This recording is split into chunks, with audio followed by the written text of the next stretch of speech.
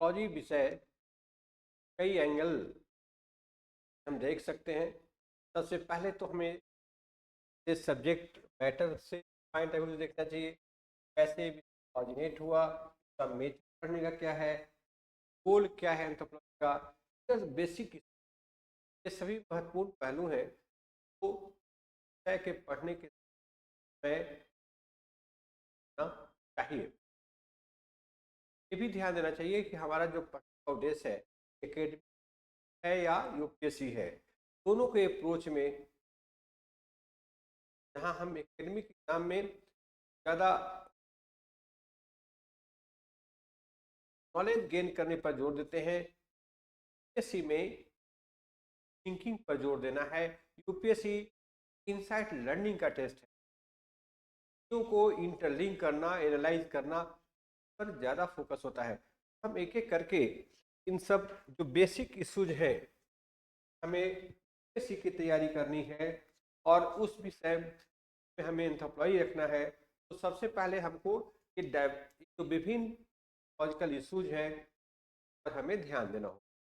सबसे पहले हम ऑरिजिन पॉइंट, सब्जेक्ट मैटर के पॉइंट ऑफ व्यू से, सब्जेक्ट मैटर के पॉइंट ऑफ व्यू से एंथ्रोपोलॉजी संपूर्णता में मानव का अध्ययन है। Holistic study of man. Holistic study of man का मतलब है हम मानव को बायोलॉजिकल पॉइंट ऑफ व्यू से देखते हैं, सोशल पॉइंट ऑफ व्यू से देखते हैं। मानव के कई डायमेंशन है। पहला है बायोलॉजिकल एस्पेक्ट, बायोलॉजिकल एस्पेक्ट का सोशल एस्पेक्ट, कल्चरल एस्पेक्ट है, इकोनॉमिक एस्पेक्ट और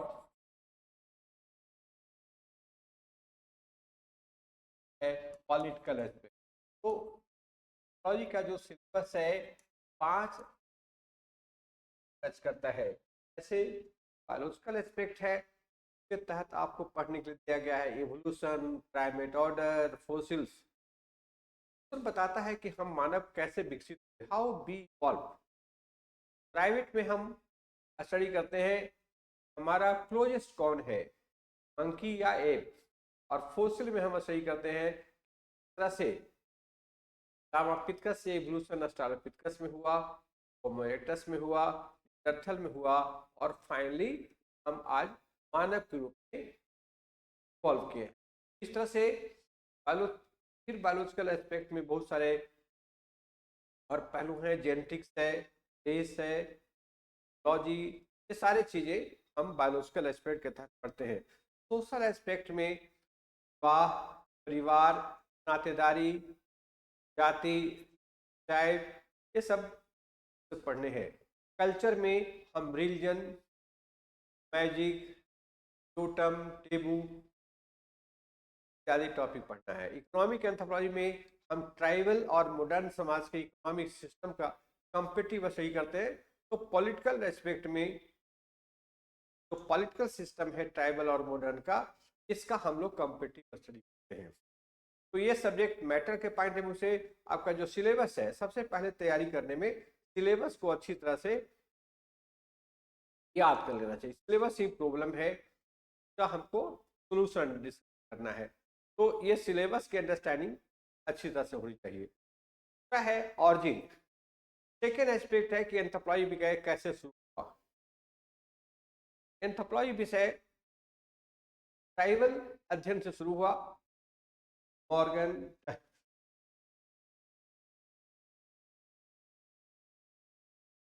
टायलर ने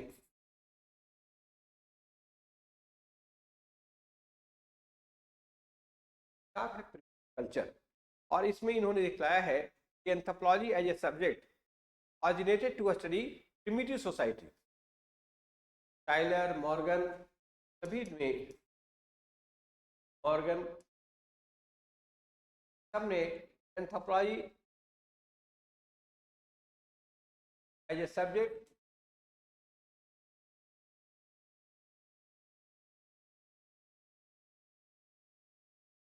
study of primitive society. Primitive society means tribal society. ये एंथ्रोपोलॉजी का स्ट्रेंथ भी है और वीकनेस भी। स्ट्रेंथ इस मामले में है, ट्राइबल सोसाइटी प्रोटोटाइप सोसाइटी है, और इसको पढ़ने के बाद अगर हम आधुनिक समाज के बारे में पढ़ते हैं तो हम जानते हैं कि कहाँ तक मॉडर्न समाज चेंज किया है। तो प्रिमिटिव सोसाइटी, और यूपीएससी पाई देंगे कि इसका आसान भी है। इंडिया में भी father of Indian anthropology Sharad Chandra Rai, S C. Roy father of Indian anthropology माने जाते हैं, फादर ऑफ इंडियन एंथ्रोपोलॉजी। इन्होंने ही एंथ्रोपोलॉजी सब्जेक्ट की शुरुआत छोटनागपुर के ट्राइबल मुंडा, ओरांव, कुंडा, ओरांव, किरहोर,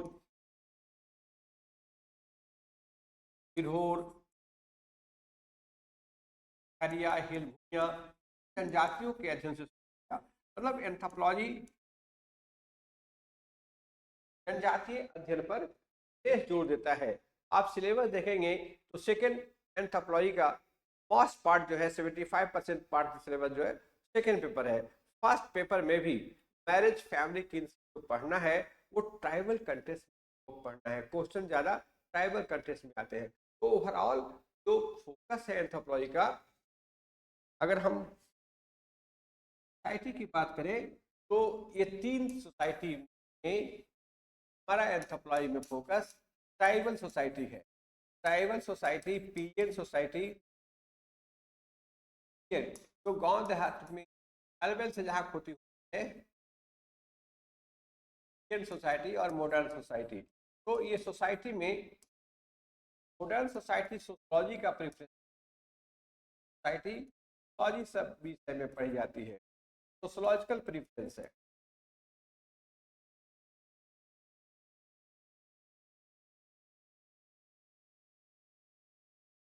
और ट्राइबल सोसाइटी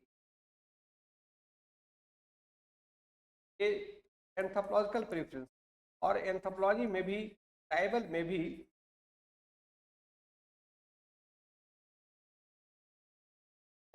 हम एंथ्रोपोलॉजी में ट्राइबल सोसाइटी का विशेष रूप से अध्ययन करते हैं। और ट्राइबल में भी अगर क्वेश्चन का आप एनालिसिस करेंगे तो सबसे ज्यादा क्वेश्चन हंटिंग ट्राइबल पर आता है। कि ट्राइबल में भी हंटिंग ट्राइब जो अधिकांश को कहा जाता है, primitive tribal group, primitive tribal group का स्टडी ज्यादा करते हैं। यानी यूनिट ऑफ स्टडी जो हमारा है वो बहुत सिंपल है, इसलिए इसकी तैयारी करना ज्यादा आसान है। डायनेमिक मॉडल एंथ्रोपोलॉजी का वीक है, क्योंकि एक तो हमारे जो थिंकर्स हैं सोसाइटी के प्रति उनका व्यू स्टैटिक है। तो स्टैटिक व्यू ऑफ सोसाइटी के कारण एंथ्रोपोलॉजी का डायनेमिक मॉडल वीक है, यानी चेंज डायमेंशन पर क्वेश्चन कम आते हैं। तो ये this is a great advantage. Anthropology में हमारा unit of study simplest tribal है, छोटा है। Unit of study hunting tribal है, इसलिए ये ज्यादा सिंपल है और इसकी तैयारी करना आसान है। मॉडर्न सोसाइटी ये कॉम्प्लेक्स सोसाइटीज है, इसलिए डिफिकल्ट है। तो एंथ्रोपोलॉजी की तैयारी करना आसान इसलिए है कि anthropology as a subject started to study primitive society, and primitive society में भी जो यूनिट ऑफ स्टडी है हमारा ज्यादा क्वेश्चन जो आते हैं वो हंटिंग ट्राइबल पर आते हैं, पीटीजी पर आते हैं, इसलिए इनका आंसर लिमिटेड होता है। नेक्स्ट है एंथ्रोपोलॉजी जो पढ़ने का मेथड है वो कंपैरेटिव मेथड है। चाहे हम कंपैरेटिव मेथड, दो मेथड है, कंपैरेटिव मेथड और दूसरा है फील्ड वर्क मेथड। ये field work anthropology tribal area में जाते हैं और ट्राइबल एरिया में फील्ड वर्क मतलब के भी जा करके रह कर तथ्य कलेक्ट करते हैं, जिसको फील्ड वर्क कहा जाता है। यह अनुसंधान की विधि है, रिसर्च मेथड है फील्ड वर्क। लेकिन जो पढ़ने का मेथड है वो कंपैरेटिव मेथड है। चाहे आप कोई आप पढ़ते हो, टॉपिक पढ़ते हैं, तो हम यहाँ तुलना करते हैं। जो लैमार्क का सिद्धांत है, लैमार्क का सिद्धांत है, वो डार्विन के सिद्धांत से किस तरह से भिन्न है। और सिंथेटिक थ्योरी डार्विन का जो सिद्धांत है से अलग सिंथेटिक थ्योरी में क्या है। तो यहाँ ये डार्विन थ्योरी और सिंथेटिक थ्योरी में क्या अंतर है। तो इस तरह से मेथड जो पढ़ने का है वो तुलनात्मक है। हम रेस में डिफरेंट रेस है, कॉकसॉइड, मंगोलाइड, निगोराइड, तो इन सबके में क्या सिमिलरिटीज है, क्या डिफरेंसेस है। तो मेथड जो एंथ्रोपोलॉजी का है, उस तरह से आप सोशल जो टॉपिक है, अधिकतर क्वेश्चन आप देखेंगे कंपैरेटिव फ्रेमवर्क में आता है। ट्राइब और कास्ट में क्या अंतर है, क्या समानता है वर्ण और कास्ट में। सोशल इश्यू जैसे वर्ण एंड कास्ट, वर्ण और कास्ट में आप देखें 95 में दोनों में अंतर आया है। 1995 में डिफरेंस पूछा है, तो 1981 में सिमिलरिटीज पूछा है। तो सिमिलरिटीज पर ज्यादा क्वेश्चंस आते हैं। लास्ट, एंथ्रोपोलॉजी का गोल ये दिखाना है कि मैनकाइंड वन है, दुनिया के जो लोग हैं वो एक है। हमारी बायोलॉजिकली हम सभी होमोसैपियन हैं। Socially marriage and family exist in all societies, और culturally everywhere people believe in some sort of supernatural power. Goal जो एंथ्रोपोलॉजी का है वो ये दिखाना है मैनकाइंड वन है। अलग अलग थिंकर्स अलग, जैसे टाइलर ने कहा है कि psychic unity of Mankind, psychic unity of Mankind मतलब ये है कि लोग लाइक एंड डू लाइक, सब दुनिया के लोग एक ही तरह से सोचते हैं, एक ही तरह से बिहेव करते हैं। तो इन्होंने ये दिखलाया कि अगर एग्रीकल्चर का विकास देखा जाए तो दुनिया के लोग अलग अलग जगहों में एग्रीकल्चर की विधि डेवलप की। तो और भी हम देखते हैं कि अलग अलग दुनिया में चीजों का डेवलपमेंट हुआ है, इंडिपेंडेंट डेवलपमेंट हुआ है।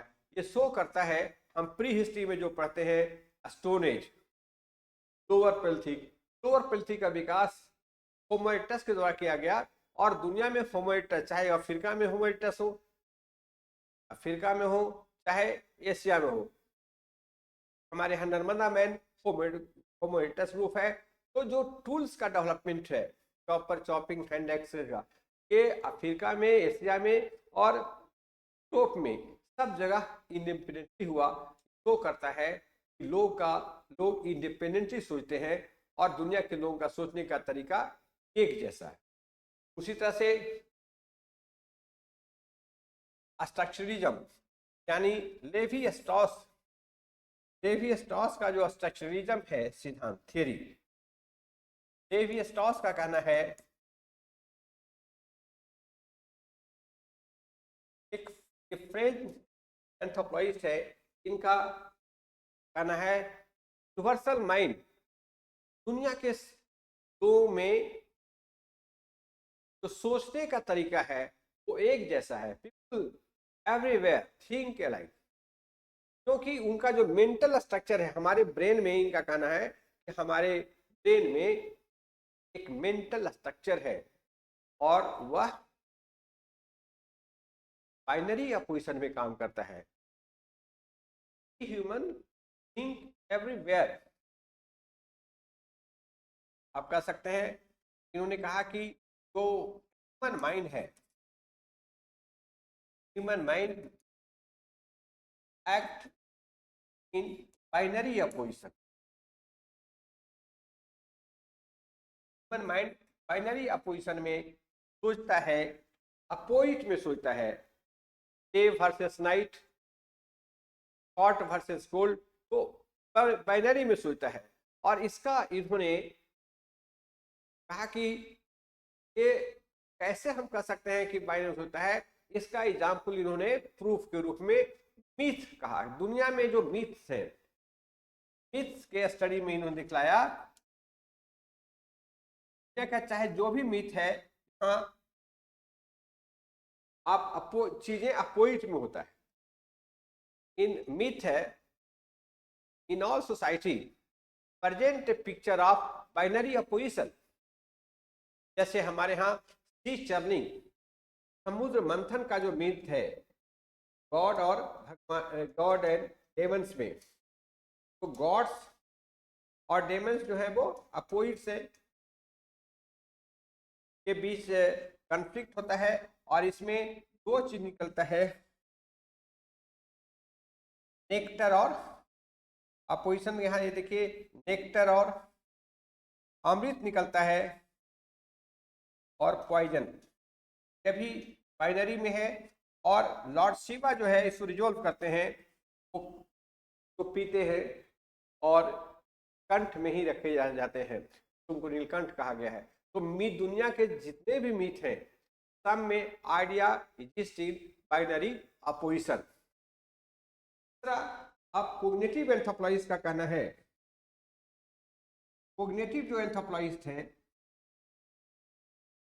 कोग्निटिव एंथ्रोपोलॉजिस्ट मानते हैं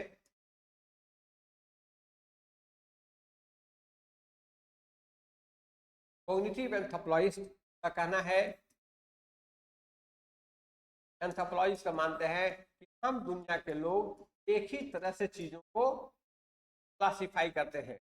यूनिवर्सल कोग्निटिव स्कीम की बात की है, यूनिवर्सल कोग्निटिव स्कीम की बात किया है, मतलब दुनिया के लोग same way of classification, same वो एक ही तरीके से वे ऑफ क्लासिफिकेशन, हम दुनिया के लोग चीजों को अरेंज करते हैं क्लासिफाई करते हुए। तो जो क्लासिफिकेशन करने का तरीका है दुनिया के सभी लोगों का एक जैसा है।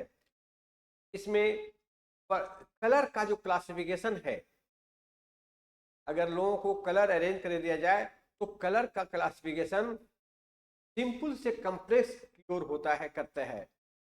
तो इस तरह से बर्लिंग एंड के ने दिखलाया कलर क्लासिफिकेशन जो करने का तरीका है वो सिंपल से कॉम्प्लेक्स हर जगह दुनिया के लोगों में। तो इस तरह से जो गोल एंथ्रोपोलॉजी का है वो ये दिखाना है हम दुनिया के लोग एक हैं, मैनकाइंड इज वन। तो इस तरह से हमने आपको सब्जेक्ट मैटर के पॉइंट ऑफ व्यू से, मेथड के पॉइंट ऑफ व्यू से, ऑरिजिन के पॉइंट ऑफ व्यू से मैंने बताया कि anthropology as a subject began with study of tribals, primitive people. और चूंकि प्रिमिटिव सोसाइटी का एंथ्रोपोलॉजी हम अध्ययन करते हैं इसलिए यूनिट ऑफ स्टडी फुल है। और अगर हम ट्राइबल के स्टडी के बाद अगर modern society, tribal society simple society है और इसका जो डाटा है के बाद अगर हम मॉडर्न सोसाइटी का अध्ययन करते हैं और इनका तुलना करते हैं तो हम कह सकते हैं कहाँ तक सोसाइटी चेंज किया है। एंथ्रोपोलॉजी का अध्ययन बहुत जरूरी है। आप इस एंथ्रोपोलॉजी दुनिया की डाइवर्स सोसाइटी का स्टडी करता है और डाइवर्स सोसाइटी का जो नॉलेज है कि आपको ऐसे लिखने में भी हेल्पफुल है। इथिक्स पेपर में भी एंथ्रोपोलॉजी यूजफुल इसलिए है कि एंथ्रोपोलॉजी में कल्चर विशेष रूप से अध्ययन किया जाता है। Culture is the source of value. Ethical issues आप अमर सिंह की किताब पढ़ेंगे तो उनका कहना है कि anthropological approach is ethical approach. Anthropology में हमारा पर्सपेक्टिव है insider point of view, holistic point of view. हम चीजों को समग्रता में देखते हैं, होल में देखते हैं, इसी कारण हम बायस नहीं हो पाते हैं। एंथ्रोपोलॉजिकल अप्रोच जो है वो अमर सेन की किताब जस्टिस में उन्होंने स्पष्ट रूप से कहा है कि anthropological approach is ethical approach. हम अगर किसी सोसाइटी के चीजों को जज कर रहे हैं तो हम उनके इनसाइडर जो लोग हैं उनका क्या पॉइंट ऑफ व्यू है, ये बहुत जरूरी है। तो जो जैसे ट्राइबल में रिसेटलमेंट कराया जाना है, वो रिसेटलमेंट पुनर्वास योजना, अब डैम से उनको विस्थापित, डैम बनाने के कारण उनको विस्थापित किया गया, तो उसको डैम के बनाने में लोगों का क्या व्यू है, उस व्यू के अनुसार उनका पुनर्वास किया चाहिए और उनको उस पुनर्वास में उनकी भागीदारी होनी चाहिए ताकि वो उनमें सेल्फ कॉन्फिडेंस आ सके। तो हमको इनसाइडर पॉइंट ऑफ व्यू से विस्थापित लोगों का पुनर्वास करें, ये एंथ्रोपोलॉजी का इंपॉर्टेंट मैसेज है। And this is ethical. तो इस शॉर्ट सेशन मैंने एंथ्रोपोलॉजी के भिन्न बारे में बताया।